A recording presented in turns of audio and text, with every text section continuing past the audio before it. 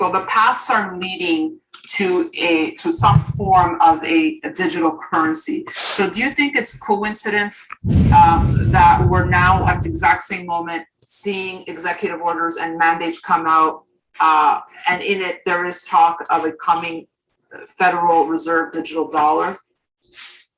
No, it's par for the course as far as I am concerned. I mean, how far along they are, I'm not certain. I have looked into this fairly deeply.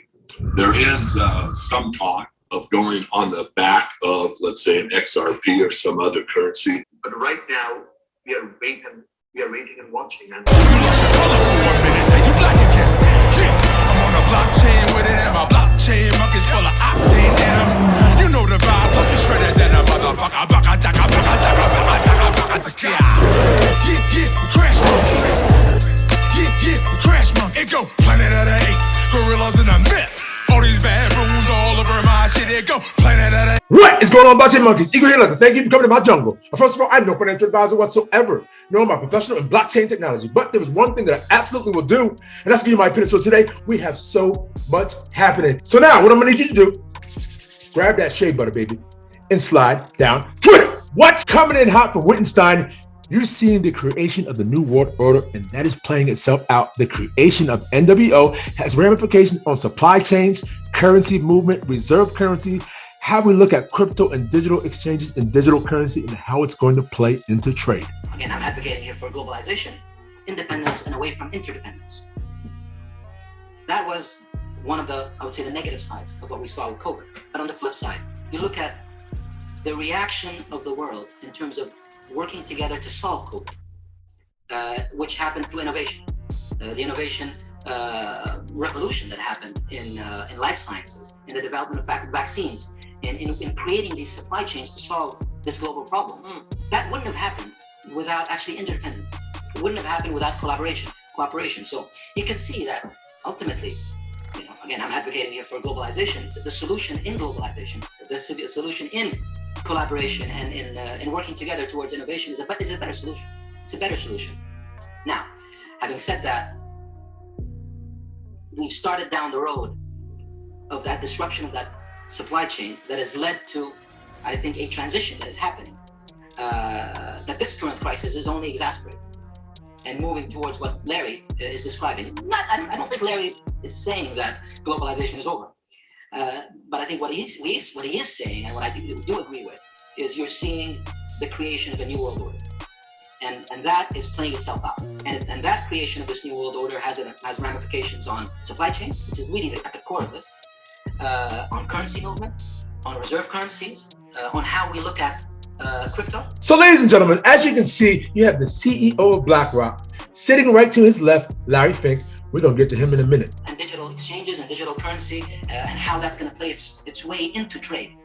At the end of the day, we are in the UAE, and the UAE is built on essentially connectivity. It's built on trade forever.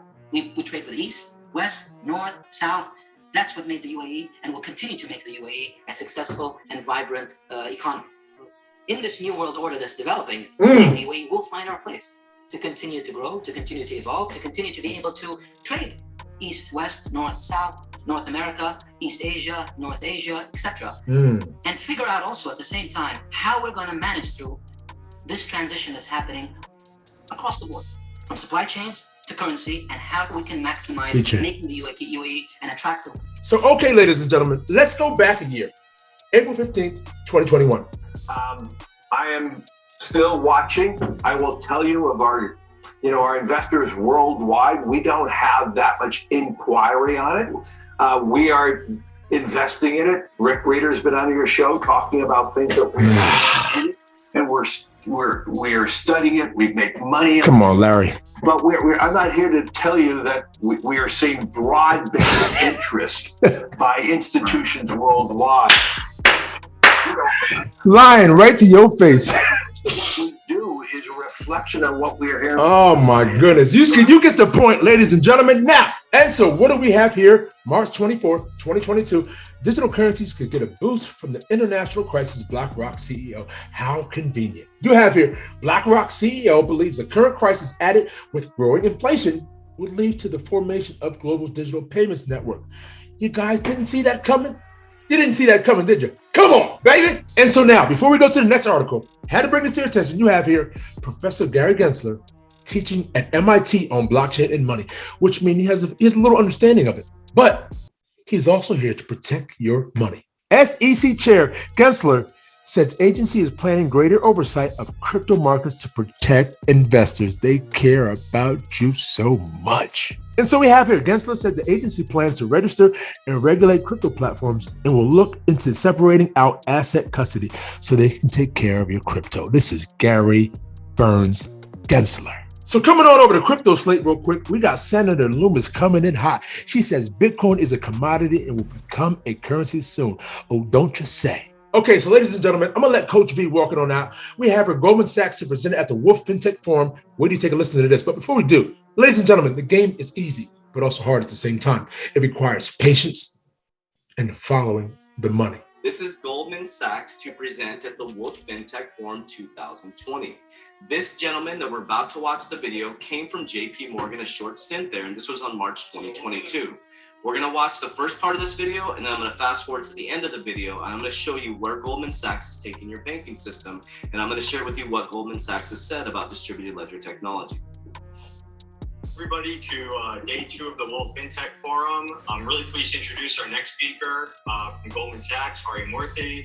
Hari joined Goldman back in 2007 as Global Technology Head of Margin Risk, which until I read your bio, candidly, I didn't even know that role existed. And that I'm sure.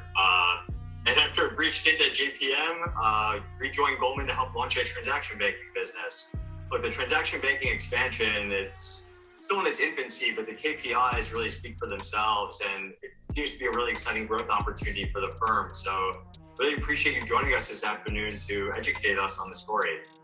So maybe just to kick things off, Hari, I thought it might be helpful, just since transaction banking is a relatively new initiative, having only launched in early 2020, if you could just speak to what attracted management. Isn't it ironic that all this stuff launched in 2020 during the C word? This particular opportunity, and maybe help us size the TAM, and what are your longer term ambitions within the space? Thank you, and thanks for the introduction. Super excited to be here. Just as you said, I rejoined Goldman Sachs in 2018 to set this up from scratch, from ground up. I rejoined Goldman Sachs in 2018 to set this up from stacks. He left JP Morgan. JP Morgan had already created, think about this, the JPM coin, digital currency. Super exciting journey. So just to give you a bit more context before I jump to TAM, this business is one of the latest businesses that Goldman launched in 2020 during COVID. Just to size this up, we've gotten roughly $54 billion in deposits by end of last year, 2021, our full year of being in the business. We've got roughly 350 plus clients in our platform using it. Okay, I want you to see that. 54 billion in deposits, 350 clients. Let's fast forward, and I'm gonna have to mess with the video a little bit to get it to where I need it to be, okay? So I wanna see this last question. In the way that a new business would build that in 2022. As larger legacy players that might have legacy infrastructure that they're having to navigate in order to comply with some of these new regulations. Absolutely. Look, I mean, the biggest differentiator for us is our ability to be super easily change, understand the impact of the change, and deploy the change in a matter of minutes. And our ability to continuously do that and have the high fidelity, the 99.95% automation and 99.98% uptime. 99% automation, 99% uptime, cloud-based computing systems, distributed ledger technology. It is the critical part of this platform. So I would describe this as a platform business, ultimately. And as we are continuing to invest in our platform, our best capabilities come forward because of our nimbleness. And our clients love it because we are super nimble to their needs. Great. I know at the end of last year's discussion, it was with John Waldron, and we talked about blockchain and distributed ledger technology, certainly a critical area for your business. How do you see the emergence of blockchain technology impacting the transaction banking business? over the long term, and what are some of the key adoption hurdles that exist today, and how are you positioned for that adoption relative to the peer set? Look, the industry is evolving with respect to blockchain and payments. There are several good uses of blockchain already that's getting teased out. As John referred in that meeting too, there's an internal group within Goldman Sachs that's super focused on the trading aspects of this. And we are very closely partnering with that group to A, learn from what they've already done, B, how best we can integrate into that ecosystem as we get into the payments angle of this blockchain. But I still think that it's a bit too early for us to make public comments on it, partly because the technology is still evolving and the regulations around it are still evolving. There was some news this morning about the US currency, there's put a lot of energy around it. So look, our tech forward nature and our platform strategy gives itself to be able to nimbly adopt that strategy as it evolves. But right now, we are waiting and watching.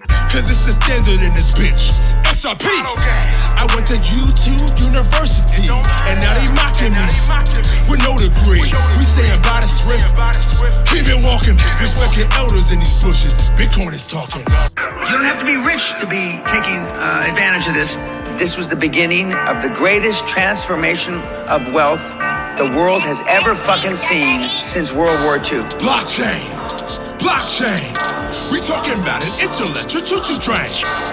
It's DLT up in these streets, man. That's why we rip all on that blockchain.